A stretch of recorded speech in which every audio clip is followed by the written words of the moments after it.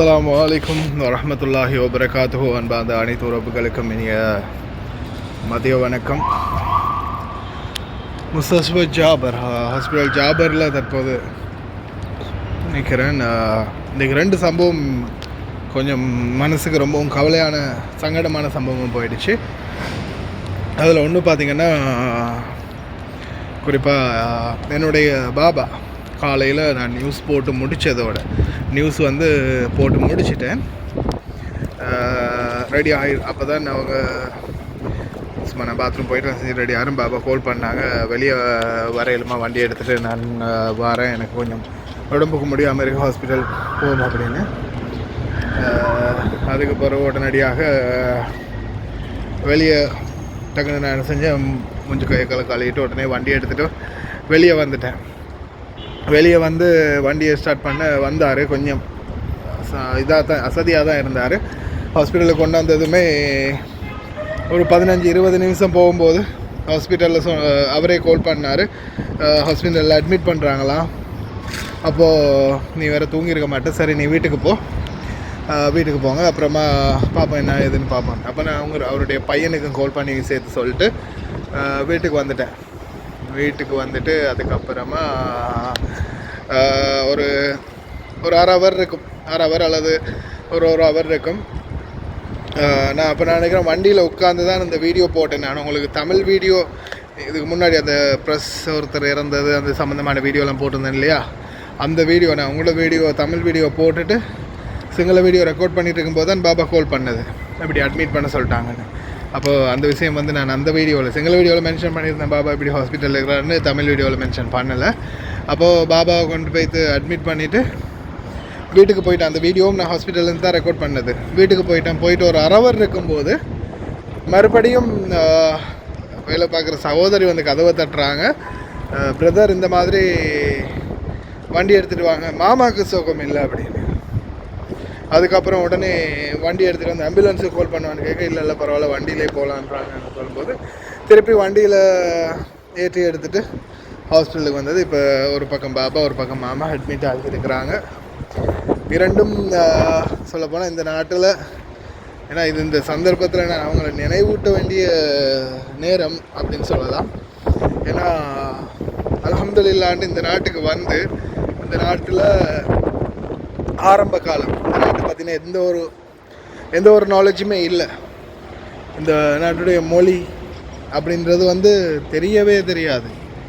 அப்படி இருக்கக்குள்ள கூட எல்லாத்தையும் A to Z எல்லா மொழியிலேருந்து இந்த நாட்டுடைய ரோட்டில் இருந்து எல்லாத்தையுமே அறிமுகப்படுத்தி, அதுக்கு பிறகு நான் பல விடயங்களை தெரிஞ்சுக்கொண்டு உங்களுக்கு நான் அந்த விடயங்களை திருப்பி உங்களுக்கு சொல்லிக் கொடுக்குறதுக்கு ஆரம்பித்த காலத்திலேருந்து அந்த விடயங்களில் எனக்கு என்னென்ன தேவைகள் இருந்துச்சோ, என்னென்ன பிரச்சனைகள் வந்துச்சோ, நான் எதிர்கொண்ட பல பிரச்சனைகளை எனக்காக பேசி கதைச்சி எனக்காக அவங்களும் சேர்ந்து போராடி என்னுடைய பிரச்சனைகளுக்கு, அதே போல் இன்றைக்கும் இந்த கோர்ட்டு கேஸு வழக்கு அது இதுன்னு 1000 பிரச்சனை வந்தாலும் எல்லா பிரச்சனையிலையுமே இன்றைக்கி நான் உள்ளிருக்க வேண்டியவன்.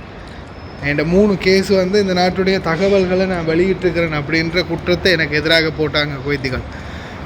அந்த கேஸில் எனக்கு ட்ராவல் பேண்ட். அப்போ இந்த நாட்டை விட்டு வெளியேற முடியாமல் பாஸ்போர்ட்டை ப்ளாக் பண்ணிட்டாங்க. என்னை கட்டாயம் ஜெயிலில் போடணும் அப்படின்றது தான் ரூல்ஸ். அப்படி இருந்தும் கஷேஷ்டனுடைய உயர் நீதிமன்ற நீதிபதிகள் ஒருவராக இருந்ததால் இங்கே எல்லா கேஸையுமே அலசி ஆராய்ஞ்சு பேசி கதைச்சி அப்படி உள்ள வைக்க ரூல்ஸ் இல்லை. என்ன காரணம்னா, அவருக்கு எதிராக உங்கள்ட்ட எவிடன்ஸ் இல்லை. அவர் பப்ளிஷ் பண்ணது இந்த நாட்டில் பல சோஷியல் மீடியாக்களில் பல இதுகளில் அமாலமன்ஸ்லேயும் பப்ளிஷ் பண்ண ஒரு ஆர்டிக்கல், அவ்வளவுதான். ஆர்டிக்கல் அவர் பப்ளிஷ் பண்ணியிருக்காரு, நான் பப்ளிஷ் பண்ணியிருக்கிறேன். அவன் பப்ளிஷ் பண்ணதில் எதுவும் தவறு இல்லை. அதே மாதிரி எனக்கு எதிராக குவைத்துடைய சைபர் கிரைம் டிபார்ட்மெண்ட் எனக்கு எதிராக கேஸ் ஃபைல் பண்ணலை. நான் கில்ட்டி அப்படின்னு தான் சொல்லியிருக்காங்க, அதாவது நாட் கில்ட்டி அப்படின்னு சொல்லலை. ஏன்னா நான் தவறானவன் அப்படின்றத அவங்களும் எக்ஸ்போஸ் பண்ணலை. அந்த இடத்துல நான் தவறான எந்த ஒரு விடயத்தையுமே சோஷியல் மீடியாவில் போடலை அப்படின்றது தான் அவங்களும் அவங்களுடைய பக்க தரப்பு இதாக எழுதினது, அவங்க பப்ளிஷ் பண்ணியிருக்கிறது. அந்த வகையில் எனக்கு எதிராக எந்த ஒரு சரியான ஆதாரமற்ற ஆதாரமும் இல்லை, குற்றமானவன் அப்படின்றதுக்கான எந்த ஆதாரமும் இல்லை அப்படின்றத ஃபோர்ஸ் பண்ணி வாதாடி இன்றைக்கும் வெளியில் நடமாட வச்சது என்னுடைய பாபா. இன்ஷா அல்லாஹ் அவருக்கும் நீண்ட ஆயுளை கொடுக்கணும். என்னுடைய மாமாவும் அதே மாதிரி தான். எல்லா விடயங்கள்லையுமே ஃபைனான்ஷியல் விடயம் முதல் கொண்டு சப்போர்ட் பண்ணி இன்றைக்கும் என்னை நிலைநிறுத்தி வச்சுக்கிறது என்னுடைய மாமாவும் பாபாவும் நான் சொல்லணும். அல்லாஹ் வந்து 2ஆவதா 3ஆவதா இன்ஷா அல்லாஹ் விரைவில் குணமடைய நானும் பிரார்த்தனை பண்ணுறேன். இந்த நேரத்தில் என்னுடைய ஆதரவாளர்கள், என்னுடைய பார்வையாளர்கள் ஆகிய உங்களிடம் கேட்டுக்கொள்கிறது என்னுடைய பாபா அம்மாக்காக ப்ரே பண்ணுங்கள். இன்ஷா அல்லாஹ் விரைவில் அவங்களும் குணமடைந்து வரணும் அப்படின்னு துவா செய்வோம். இன்றைக்கி நான் ஒரு யூடியூபராக, இன்றைக்கி ஒரு இந்த சமூகத்தில் உங்களுக்கு என்னையே தெரியும் அப்படின்னா அதுக்கு காரணம் நான் இந்த யூடியூப் செய்கிறது. இந்த யூடியூப்பில் இவ்வளோ பிரச்சனைகள் வந்து அதை ஃபேஸ் பண்ணி என்னை இன்னைக்கு வரைக்கும் என்னுடைய எல்லா விடயத்துலையுமே எனக்காக துணை நின்று என்னை வழி நடத்திட்டு போகிறது அவங்க தான். அவங்களுடைய முயற்சி தான் நான் இன்றைக்கு இந்த இடத்துல நிற்கிறேன் அப்படின்றது. என்னுடைய முயற்சி தான், என்னுடைய செயல்பாடு தான். ஆனாலும் அவங்களுடைய உதவி, ஊண்டுகோல் உதவி மட்டும் இல்லைன்னா இன்றைக்கி நான் இந்த இடத்துல இல்லை அப்படின்னு தான் சொல்லணும்.